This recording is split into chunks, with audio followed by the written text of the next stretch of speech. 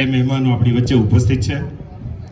ગર્વની લાગણી એટલા માટે કે ગુજરાતી તો ગુજરાતનો ગૌરવ દિવસ ઉજવે, પણ ગુજરાતમાં વસતા અન્ય ભાષાભાષી ગુજરાત છોડીને મહારાષ્ટ્ર હોય, મધ્યપ્રદેશ હોય, બંગાળ હોય, ઓરિસ્સા હોય કે હરિયાણાથી વસતા લોકો જ્યારે ગુજરાતનો ગૌરવ દિવસ ઉજવે ત્યારે ખરેખર અમારી છાતી ગજગજ ફૂલે. આપણે સૌ તાળીઓથી એમના આગમનને વધાવીશું. ગુજરાત ગૌરવ દિવસ વિશેની એક સરસ પત્રિકા પણ આપણી સુધી પહોંચી છે. સાથે લગભગ બધા વક્તાઓએ ગુજરાત ગૌરવ દિવસ વિશેની માહિતી આપણા સુધી પહોંચાડી છે. એ અનુસંધાને હું આપણા ધારાસભ્ય શ્રી કૌશિકભાઈ વેકરિયાને વિનંતી પણ કરીશ કે એઓ એમના ઉદ્બોધનને આપણી વચ્ચે લાવે અને આગામી ચૂંટણીઓમાં જે રીતે ગત ચૂંટણીઓમાં આપણે ચૂંટીને લાવ્યા છીએ એ રીતે એની કરતાં પણ વધુ બહુમતીથી આપણે આ ચૂંટણીમાં આપણો હિસ્સો લાવીએ એવી એક અભ્યર્થના. આ ચૂંટણી જીતવાની નથી પણ લીડ લાવવાની ચૂંટણી છે એ સમજીને હું વિનંતી કરીશ માન્ય શ્રી કૌશિકભાઈ વેકરિયા.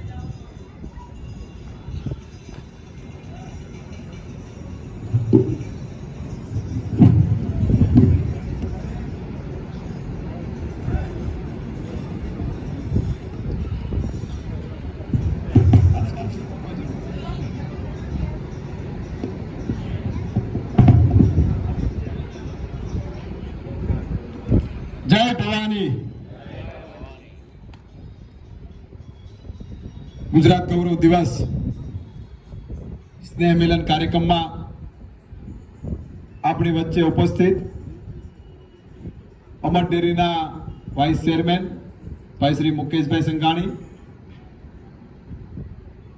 અમારા ભાષાભાષી સેલના કન્વીનર, અમારા ભાજપના અડીખમ કાર્યકર્તા અને નેતા ભાઈ શ્રી શશાંકભાઈ.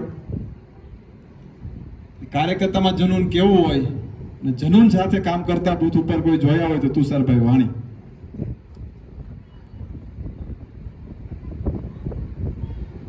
બેન શ્રી જયશ્રીઆઈ તાવડે, તેજસભાઈ ટોણે, ભાઈ શ્રી નરેન્દ્રભાઈ,